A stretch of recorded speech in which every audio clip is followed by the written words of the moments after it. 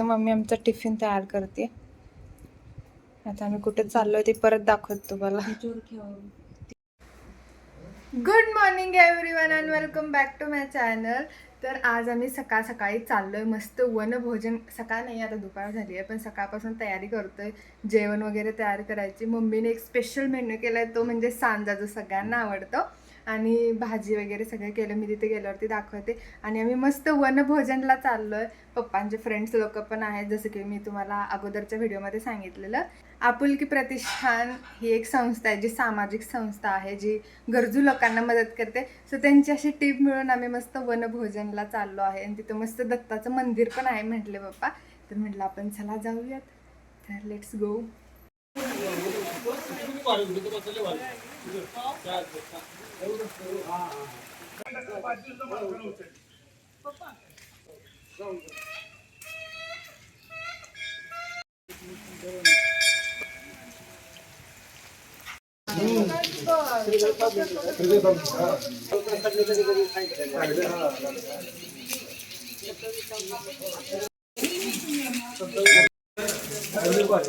सर्वात पहिल्यांदा सगळ्यांनी तिथं मंदिराचं दर्शन घेतलं, कारण की इतकं सुंदर प्रशस्त मंदिर होतं आणि त्याचा निसर्गसुद्धा इतका छान होता. सो सगळ्यांना खूप छान वाटलं तिथे येऊन. आणि त्यात अजून पाऊस चालू होता, पावसाचं वातावरण झालं, खूप छान वाटत होतं.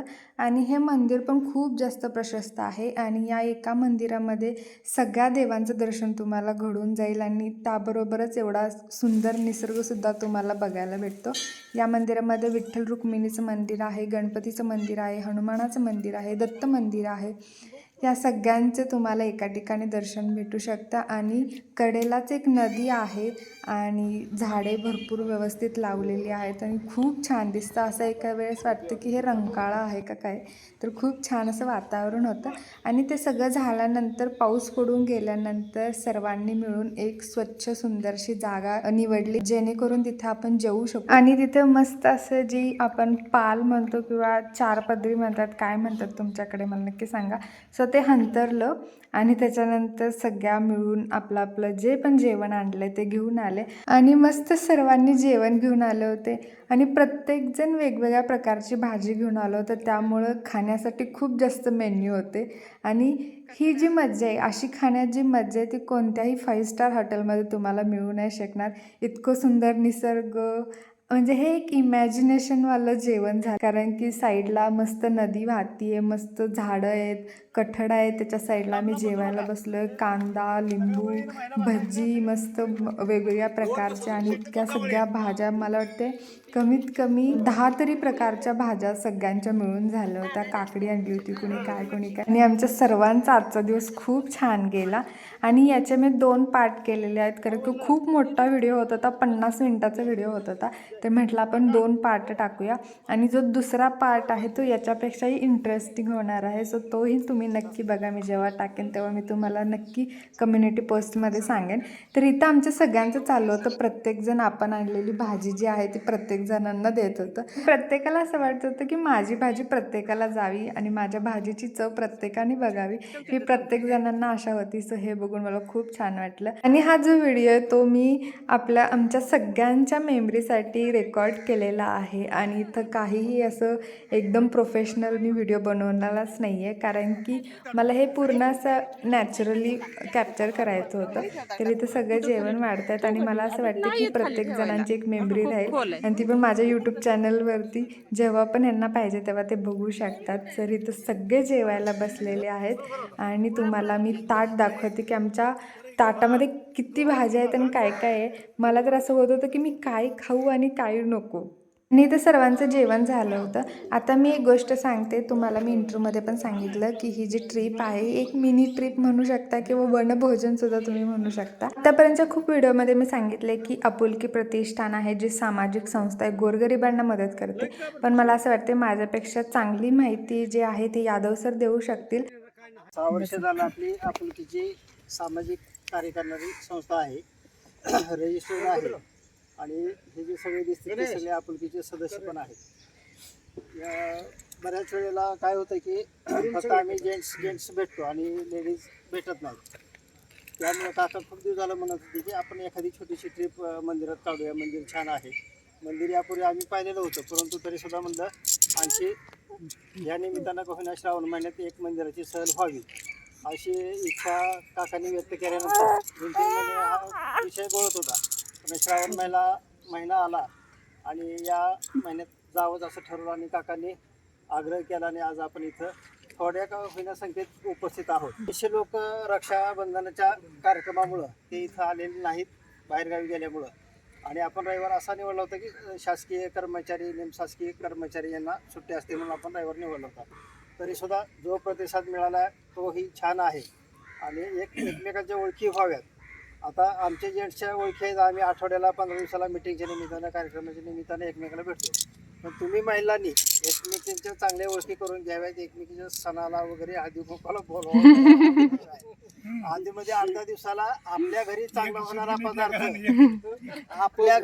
होणारा पदार्थ तोही खायला आम्हाला सगळ्याला बोलवलं, आम्ही येऊ.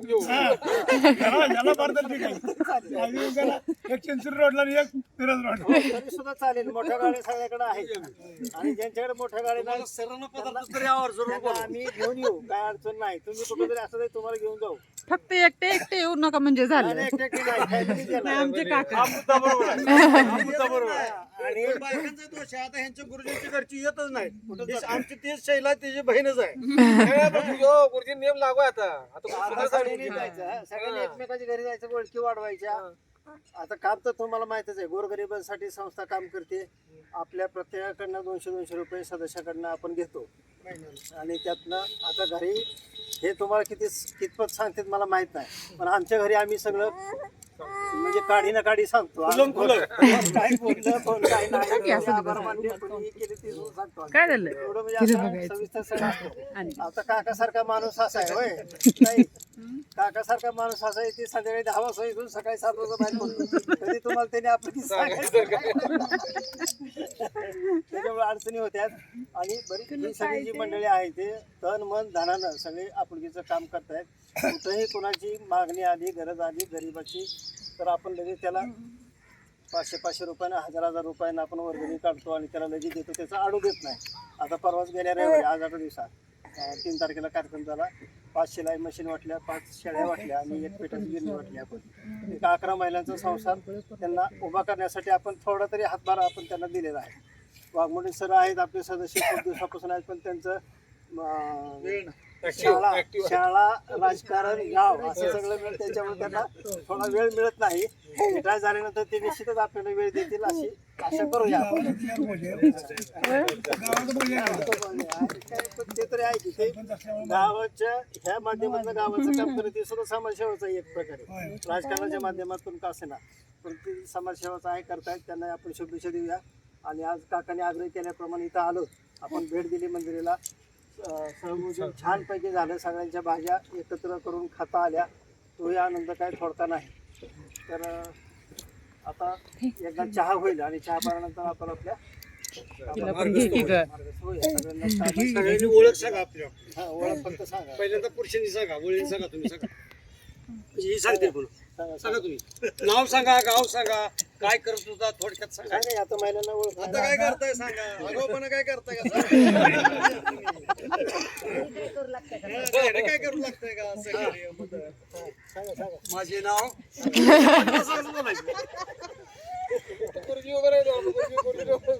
दादा बापू खडतरे, राहणार सांगोला महाविद्यालय समोर. चप्पल दुकान होतं माझं, आता गेले कोरोनापासून दुकान बंद केले आणि होईल तेवढ्या वेळेतनं शेती वगैरे करतो. त्यातून जेवढा वेळ उरल, जमल तसं जमल तेवढं, या न्यायानं मी आपुलकीसारख्या समाजसेवी संघटनेत आपण जॉईन झालो आहे. संध्याकाळीच्या कार्यक्रमाला जवळजवळ परवानगी काढल्यासारखं आपण सहसा जात नाही. दिवसा जिथं कुठं असेल तिथं जमल तेवढ्या वेळेत जातो आणि बाकीच्या वेळेत शेती आणि घरप्रपंच, कारण आयुष्यभर मला प्रपंचाला आणि मुलांना वेळ देता आला नाही, कारण त्या प्रपंचासाठीच मी कष्ट करत होतो रात्रंदिवस, त्यामुळे वेळ देता आला नाही बायका मुलांना. तो आता गेल्या 5-6 वर्षात भरपूर वेळ कुटुंबाला देतो आहे. त्यातून मग ही आपुलकी असो किंवा ज्येष्ठ नागरिक संघ असो, बाकीच्या काही 1-2 संघटना, किंवा ही आमची शिवशंभू महादेव शिंगणापूरची एक संघटना आहे, अशा ठिकाणी आपलं काम करतो. त्यातनं ज्या आणि विशेष म्हणजे त्या आपुलकी संघटनेमुळं माझा वेळ म्हणजे बराच मागच्या 4-5 वर्षात मी एका कार्यक्रमात बोललो मी. त्याच्यामुळं त्या प्रापंचिक अडचणी मला काय आल्या होत्या त्या विसरायला बरीचशी मदत आपुलकी संघटनेतल्या मित्रामुळं आणि माझ्या बाहेरच्या मित्रपरिवारामुळं मला ते बळ मिळालं, नैतिक बळ. त्यामुळं ही अशा कार्यक्रमात जास्तीत जास्त सहभागी होऊन उरलेला काळ आता म्हणजे 70-71 पूर्ण झालं माझं. तिथून पुढे उरलेला काळ आपल्या अशात घालवायचं ठरवलं आहे, बाकी काय नाही. आणि ही आजची ट्रिप आवर्जून मॅडमला आमच्या विचारला जाऊया का रविवारी, कोण नाही घरी जाऊया, दोघं घरी तर बसून काय करणार म्हणून आलो. ही अगोदरच्या ट्रिपा मोठ्या मोठ्या अशा द्या, ती उरण, ती कुठं गणपती, ती कुठं रायगड किल्ला, त्या लांबच्या ट्रिपला काय सध्या जमत नाही. आणि त्यांचा मुलगा प्रसाद नावाचा विद्यामंदिरला ज्युनियर कॉलेजला लेक्चर आहे. आणि त्यांनी आता येत आहेत आपण सांगितल्या कमलापूर असेल, वाटंबरे असेल, असे बऱ्याच ठिकाणी सायकलवर फिरून त्यांनी पिकनिक गोळा केली. असा प्रपंच त्यांनी केला कमलापुरात सुद्धा मी एक झाड लावलं होतं त्यावेळेला, त्याला झाली 25 वर्ष. हे कालच्या बायपासमध्ये काय ते हायवेचं काम चालू त्यावेळेला तोडलं. वडाचं झाड कॉर्नरला पानपट्टी होती त्या चंदनशिवाची कोणाची. त्या उन्हाळ्यात 3 महिने भरायचं पोरगं, त्याला आपल्या आठवड्याला 10 रुपये द्यायचं तुम्ही. मला 100 रुपयाला 3 रुपये मिळायचे आणि मी आठवड्याला 10 रुपये त्याला देऊन यायचो त्यावेळेला. आणि त्या झाडासाठी पाणी भरायला त्या ग्रामपंचायती शिपायाला 20 रुपये द्यायचे. त्याला पाणी आवड आहे, पहिल्यापासून आवड आहे वृक्षारोपण. थोडक्यात सांगा सगळ्यांना. मी राजेंद्र यादव आपण प्रतिष्ठानचा अध्यक्ष म्हणून मी सध्या काम करतो, पत्रकार पण आहे. आणि त्याचबरोबर आमच्या मॅडम सांगोला विद्यामंदिर ज्युनियर कॉलेजमध्ये उपप्राचार्य आणि नंतर पुन्हा उपमुख्याध्यापक म्हणून रिटायर झालेले आहेत. आमच्या सरांच्या शिक्षिका प्रसादच्या शिक्षिका त्यांचा आवडता विद्यार्थी. आवडता विद्यार्थी. आम्हाला 3 मुलं आहेत. थोरली मुलगी कॉम्प्युटर इंजिनियर झालेली, ती आता तलाठी म्हणून दायटीला नोकरी करते. 4 वर्ष झालं तलाठी म्हणून ती जॉब करते. आणि 2 नंबरची मुलगी पुण्याला चांगल्या कंपनीत सिनियर आर्किटेक्ट म्हणून काम करते. आणि नंबर 3चा मुलगा जो आहे प्रथमेश, तो आहे सध्या UPSCचा अभ्यास करतोय, पुण्यात आहे. त्याचं फर्ग्युसन कॉलेजमधनं ग्रॅज्युएशन झालेलं आहे. आणि इकॉनॉमिक्स सेटमध्ये पहिल्या प्रयत्नात तो उत्तीर्ण झालेला आहे. आपलं घर आहे रस्त्याच्या म्हणजे लागूनच आहे ITI कॉलेजच्या बोर्डजवळ. आणि एका मुलीचं लग्न झालेलं आहे, जावई झालेले, ते HDFC बँकेत कोल्हापूरला जॉबला आहे. कालांतरानं जानेवारीमध्ये 5 वर्ष मुलीची पूर्ण झाली की तिला तिकडं बदली करून तिकडं त्यांचा संसार तिकडं पाठवायचा आहे कोल्हापूरला एकंदरीत. आणि मी फुल टाईम इकडं, त्याच्यामुळेच मी आपुलकी प्रतिष्ठानकडे वेळ देऊ शकतो पत्रकारिता करत करत. भगवान खटकाळे, सांगोल तालुका, कोळेगाव. मी आपली शेती करतो. मला 2 मुली आणि 2 मुलं. एक मुलगा आमचा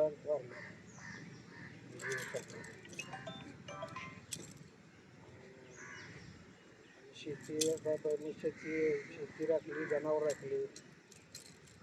25 वर्ष जनावर राखली.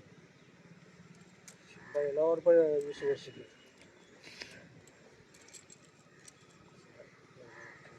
आम्ही आपलं गोडवानावर दररोज येतो. दिनेश खटकळे त्यांचे ते वडील. मी अजय कुमार विश्वासराव बाबर, आलेगाव, तालुका सांगोला. मी प्राथमिक शिक्षक आहे, सध्या जवळच कार्यरत आहे. आपुलकीचे सदस्य आहे. जेवढं जमल तेवढं वेळ आपुलकीसाठी आम्ही देतो. मला 2 मुलं आहे. ती मुलगी मोठी आहे, ती 4th इयरला आहे सिव्हिल इंजिनिअरिंगला. मुलगा आहे 2nd इयरला आहे सध्या सिव्हिल इंजिनिअरिंगला.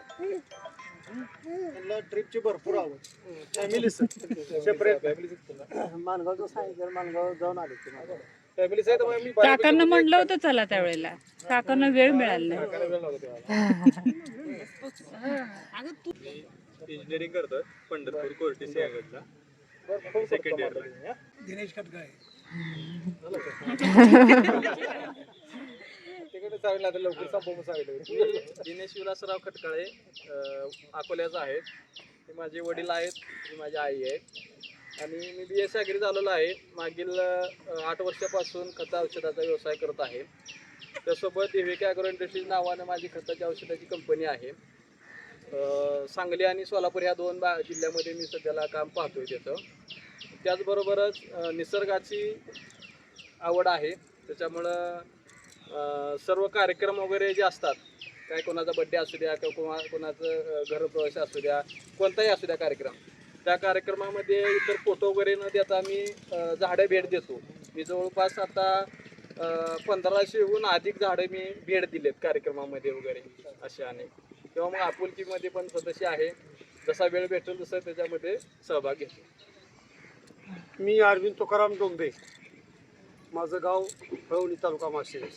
मी सध्या सांगोल्यात राहतो. मला 2 मुली आणि 1 मुलगा आहे. एक मुलगी पुण्यात आहे आणि दुसरी मुलगी मोहोदला आहे. मुलगा मांजरे हायस्कूलला रयतमध्ये सर्व्हिस करतो आहे. जवळ 18-19 वर्ष झाले. मी प्राथमिक शिक्षक म्हणून सांगली जिल्हा परिषदेला तिकडची इथे रिटायर झालो. आता सध्या मी सांगोल्यात राहतो आणि मी आपुलकीला इथं आल्यापासून मी 2018ला सांगोल्यामध्ये राहायला आलो. तेव्हापासून मी आपुलकीमध्ये यादव सराबरोबर मी असतो आहे, रोटरी क्लबमध्ये असतो आहे आणि तिथे चैतन्य हास्ययोग मंडळामध्ये असतो आहे. आम्ही पहाटे 5 वाजता उठतो, हास्य क्लबला जातो. इथं चिंचोली रोडला यादव साहेबांच्या बंगल्याजवळच तिथं एक बाग आहे. त्या बागेमध्ये 20-25 जण आम्ही जात असतो तिथं. आणि पहाटे 5:30 गेल्यानंतर 6 वाजता आम्ही चालू करतो. 6 ते 7:15 वाजेपर्यंत प्रार्थना, योगासनं, हास्ययोग, हास्य पुन्हा विनोद आणि सुविचार, दिनविशेष, प्राणायाम असे सगळे व्यायाम करतो. 7:15ला घरी येतो. आम्ही घरी आल्यानंतर कोरा चहा घेतो. दुधाचा चहा कोणी घेऊ नका. दुधाचा चहा म्हणजे विष आहे. पांढरे पदार्थ, साबुदाणा, साखर, तुमचे मैदा आणि दूध, हे 5 पदार्थ जरा थोडेसे वय झालं, एक 40-50 वय झालं की तिथून पुढं जरा वर्ज्य करायचा प्रयत्न करायचा. म्हणजे शरीर चांगलं राहतं. शरीराचं वजन, शरीराला रोगराई होत नाही आणि व्यवस्थित आनंदमय जीवन जगता येईल. त्यासाठी दररोज पहाटे सगळेजण उठतात का? पहाटे उठतात का? सूर्यवंशी आहेत सगळे. उठतात का? हे हे 2 जण तरी येतात पहाटे. तर माझं काय मत आहे तुम्हाला, मी हास्ययोगचा माणूस आहे आणि मी विद्यार्थी जीवनापासून मी शारीरिक विभागामध्ये मलखांब, डबल बार, सिंगल बार, हातावर चालणं, जवळ 2 तासाचा माझा कार्यक्रम होता.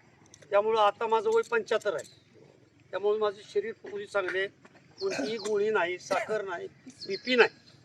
नित्यक्रमानं जेवण जातं, व्यवस्थित झोप लागते, आनंदात मी जगतो. सगळेजण माझ्याकडे पाहिल्यानंतर म्हणतात तुमच्याकडे बघून आम्हाला नवीन चैतन्य निर्माण होतं. तर अशा पद्धतीने सगळ्यांनी जीवन जगा. पैसा मिळतोय भरपूर, रात्रदिवस कष्ट करतात. तुम्ही इंजिनियर आहे, सकाळी गेला की 12 वाजता येत आहे, परंतु आपल्या शरीराची काळजी आपणच घ्यायची आहे. सगळ्यांनी आपल्या शरीराची काळजी आपणच घ्यायची. पैसा येईल जाईल, पण शरीर पुन्हा असं मिळणार नाही. म्हणून सर्वांनी योगासनं करा, पहाटे उठा आणि पहाटे उठल्यानंतर आपला कोठा वगैरे साफ होण्यासाठी सकाळी 1 ग्लासभर कोमट पाणी पित जावा. कोमट पाणी लिंबू टाकून, तुम्हाला मूतखडा होणार नाही. असे आम्ही बरेच माझ्याकडे असे ठोकताळे आहेत आणि आम्ही केलेलं आहे त्या पद्धतीनं. तुमचं शरीर चांगलं राहील. आणि जर लिंबू पाणी तुम्ही कोमट पाणी जर तुम्ही घेतलं तर तुमचा कोठा साफ होईल. आपला कोठा साफ झाला की शरीर आपलं सगळं एकदम नवीन कोरं झालं. नित्यक्रमानं कोठा साफ झाला पाहिजे. तर या पद्धतीनं जर राहिला तर तुमचं आरोग्य चांगलं राहील. आणि पुन्हा हे जीवन नाही, हे जीवन एवढंच आहे. पुन्हा कशाचं जीवन आहे का आपल्याला माहित नाही. तर एवढी ओळख पुष्कळ झाली. मी जास्त वेळ घेतला तुमचा. चांगली माहिती दिली. मला काय सांगायचं शैला सांग. शैला तुम्हाला सांगायला दोघांचे मिळून सांगा आता. हा. माझी सासूरवाडी ही सगळं सांगायला बघाय कसं गेलो, पासून कसं घेऊन आलो. फसलो म्हणून काय सांगत नाही ना. त्यांनी सुरुवातीला फसलो म्हणून नाही ना सांगत. त्यांना फसवलं कसं. हा असं. सूर्यकांत महादेव चौगुले, मी नाझरे गावचा. शैला ऐकते ना. बरेच व्यवसाय केले. परत रिअल इस्टेटमध्ये जरा स्थिर जा. ह्याच्या अगोदरचे भरपूर व्यवसाय आहेत. कारण आजचा जेवढा वेळ आपल्या ट्रिपचा आहे तेवढा वेळ मला सांगायला आहे काय काय केले. त्यातलं थोडक्यात सांगतो. मुंबईला पेट्रोल पंपावर होतो कामाला. डिझेल पेट्रोल सोडा. त्यातनं वेळ मिळाला 8 तास ड्युटी होती सर. आणि पहाटे 4 वाजता ड्युटी संपली की तिथं पंपावर पाणी असायचं. काळे पिवळे टॅक्सी 4 रुपयाला एक टॅक्सी, असं एक 7 टॅक्सी धुवायची रोज. परत तिथून आलो इचलकरंजी, मागावर एक वर्षभर केलं. पण ते 12 तास ड्युटी आणि माझी भूक पैशाची, ती काय कशातच कुठं काय कवरच होईना. असं धडपडत दिनेश सांगलीत परत इचलकरंजी सोडली मागावरनं आणि सांगलीत आलो. सांगलीत 1200 रुपये म्हणजे 700 रुपये पगार महिन्याला, म्हणजे रोज 20 रुपये. ह्या पद्धतीनं दुकानात कामाला राहायचं. तिथं परत बहिणीच्यात त्यांचा वडापचा धंदा होता, टेम्पोवर राहायचं. परत मग आपण टेम्पो घेतला शिकल्यानंतर. असं करत करत तर मजल नाजरा ते परत सांगोला. काय मला काय सर्व्हिस नव्हती, धंदा नव्हता, पण हे पोरांचे शिक्षण म्हणून आम्ही निमित्त करून सांगोला तर 1200 रुपये बाहेर. हळूहळू हे एकमेकाय सांगतील रिअल एस्टेटमध्ये प्लॉटिंगमध्ये आलो, त्यात बऱ्यापैकी मिळालं. मग ही तुमच्या सगळ्यांची भेट आपुलकीच्या माध्यमातून झाली. आणि आपला प्रवास असाच अजून थोडा जरा त्या गव्हर्नमेंटनं दादांच्या कागद बंद केल्यामुळे जरा अडचण परत आलो. परत आता जोरात पळायचं चालू आहे. लागेल रुटीन आहे ना दादा. वेगळा काहीतरी करायला व्हायचं माझी. चालू आहे व्यवस्थित. आता 1 मिनिट दादा, ही मगा यादव सर म्हणले की 7ला जातोय 10ला येतोय, मी केव्हा सांगायचं तुम्हाला आम्ही काय करतोय ते. एवढं करून सुद्धा की माणूस आपुलकीला वेळ देतोय. त्यानं रात्रंदिवस किती पळू द्या किंवा द्या, त्यातनं आपुलकीला वेळ देतोय. ह्यात आम्हाला लाख मला समाधान आहे. प्रत्येक मिटिंगला माझं नाव दादासाहेब बयाजी वाघमोडे. मी विद्या मंदिरला सहशिक्षक आहे. मला एक मुलगा एक मुलगी आहे. मुलीचं लग्न झालं, मुलगा आहे. मुलाचंही लग्न झालेलं आहे. तो इथं शालेय वह्या पुस्तकाचं दुकान आहे, तो चालवतोय. मला राजकारणाचं जास्त आवड आहे, त्याचबरोबर समाजकारणाची पण आवड आहे. आपण जीवन जगताना स्वतःसाठी जगतोय, पण इतरांच्यासाठी सुद्धा जगलं पाहिजे. त्या भावनेतनंही आपुलकी काम करते म्हटल्यानंतर असंच शिवाजी चौकात एक कार्यक्रम होता आणि त्या कार्यक्रमात मी सदस्य झालो. काका म्हणले या कार्यक्रम असा आहे. त्या कार्यक्रमामध्ये सहभागी झालो. आपुलकीचं खरंच काम उल्लेखनीय आहे. अशी समाजामध्ये माणसं खूप दुर्मिळ आहेत, पण आपण काहीतरी समाजाचं देणं लागतो ही भावना मनात ठेवून ते जे काम चालू आहे हे काम असंच अविरतपणे त्या ठिकाणी चालू राहावं हे जिथं दत्तचरणी त्या ठिकाणी प्रार्थना करतो. तिथं तुम्ही आलात, तिथं तुम्ही वनभोजन घेतलं चांगल्या पद्धतीचं. तुमच्या समेत आम्हालाही त्या ठिकाणी आनंद खाण्याचा त्या ठिकाणी घेता आला. हा आज आमचा योगायोग आहे म्हणावं लागेल. सकाळपासून मी त्याचा व्यस्तच होतो. काकाला मी नाहीच म्हणणार होतो, पण सगळी आपुलकी तुम्ही या लागलाय म्हणल्यानंतर मी एका विधीला जाणार होतो, अजून एका तिसऱ्या, पण परत मी ते टाळलं. आता जाऊ द्या म्हटलं, ही एवढी सगळी लोक आली तर इथं अगोदर जाऊ म्हटलं. तुमचं चाललेलं जे काम आहे वर्तमानपत्रामध्ये इकडं तिकडं पाहतोय. बया रात्रीचा मोबाईल, मला मोबाईलचा जास्त नाद नाही बघायचा, त्यामुळे तुमचं काय चाललंय मी फार काय बघत नाही. काका ज्यावेळी मला सांगतील असा असा कार्यक्रम आहे, ज्यावेळी तुमचे महत्वाचे कार्यक्रम असतात त्यावेळी मात्र निश्चित त्या ठिकाणी मी येतो. मी येण्याचा प्रयत्न करीन. माझ्या ह्या प्रतिष्ठानला माझ्यातर्फे शुभेच्छा. एक मुलगी एक मुलगा. मुलगी इथं नाजरात स्नेहल इथंच दिल्या नदी पलीकडे दिली. आणि ती तिची मुलगी ना. मला एक मुलाचंही लग्न झाले. ओंकार काका डिजिटल, परत एक सोलरची मशीन, असं प्रयत्न करत करत नवीन बिझनेस केलेत. जतला पण एक डिजिटलचं टाकले. ते सगळं ओंकार बघतो. बरं आहे, पण त्याचं आणि सगळी तंबाखू नाही, निर्व्यसनी, सगळी व्यवस्थित. सगळं अंडी मटण एक कुठलंही व्यसन नाही. हे काय खायचं मी राहायला इथं नाजरातच आहे. हे घर दिसते.